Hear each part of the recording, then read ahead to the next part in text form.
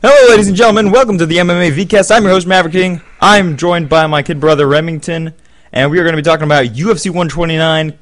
April 30th is when it starts. We're going to be talking about the 4 fights that we care about on this card, starting off with card and the fight I'm most looking forward to.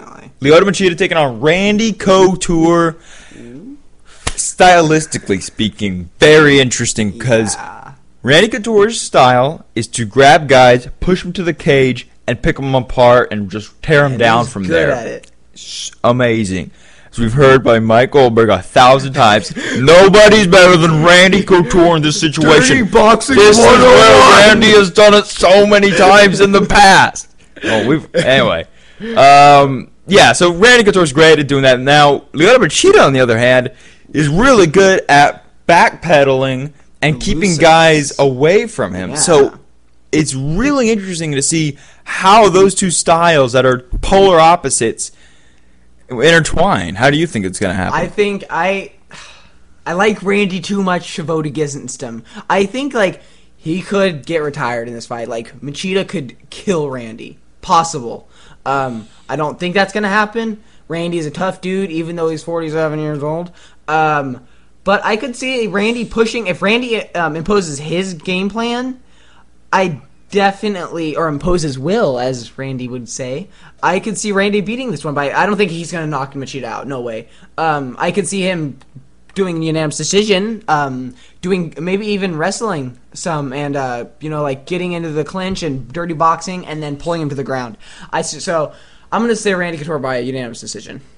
As much as I love Randy Couture, and how much I would love to see him win, I just don't see how Lyoto Machida is going to drop 3 in a row. I don't see how, as fast as that guy is, and as powerful. I mean, we saw him fight when he fought. No, he never ever looked better than when he fought Rashad, just destroyed Rashad Evans, and just had gnarly, powerful punches. And I just think that this is going to be one of those. I mean, I think it's going to be similar to the Tito fight he had. Mm-hmm. I think it's going to be a great fight, and anything can happen, and it would not surprise me at all if Randy won. But I just like Lyoto Machida by decision in this one. I think he's going to be able to land the more punches, keep Randy at bay, and do a good job of doing it. And I just think the biggest difference is that Lyoto's younger and Randy's older. And I hate saying that because Randy has proven everyone wrong a million times. But I have to go. Everyone knew Randy. That wasn't even a fight. That was credibility that Dana White was throwing at giving MMA credibility, saying, all right, finally here.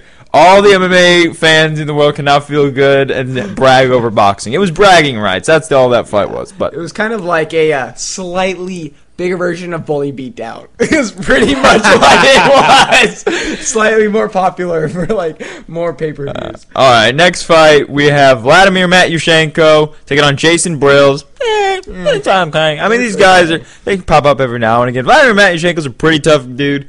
He's a bit older in age. Jason Brills, the guy is tough.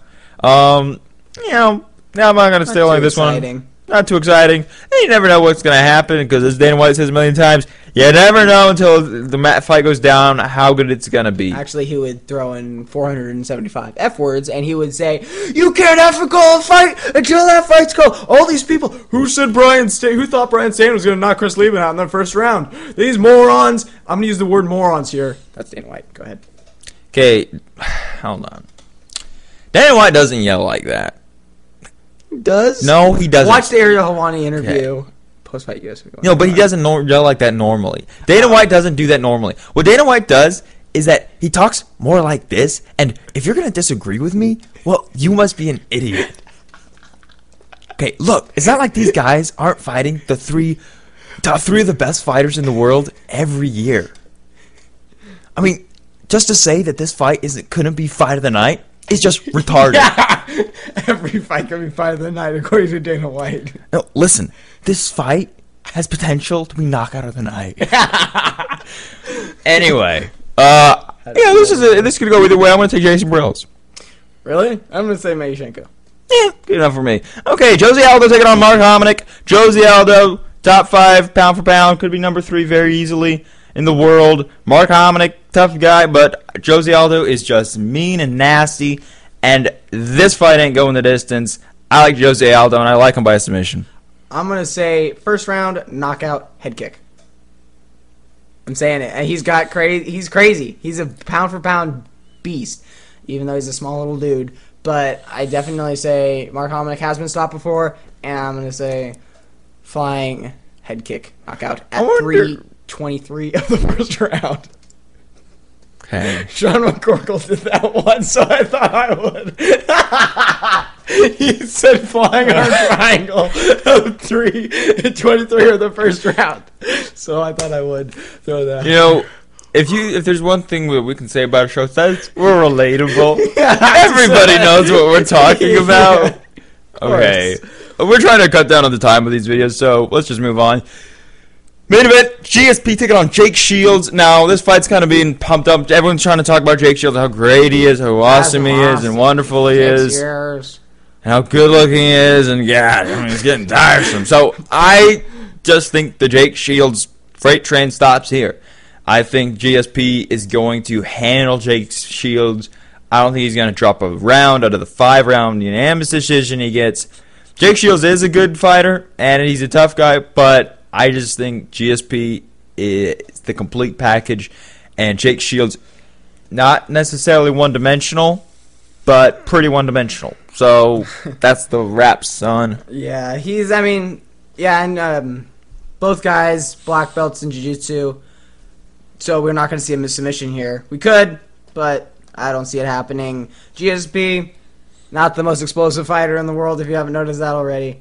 And Jake Shields, he's going to get beat up, I think, for 5 rounds and mainly put on his back a lot. And even, as we've seen in his last fight, GSP's stand-up is good. It's he's got that fast jab. That double jab is fast.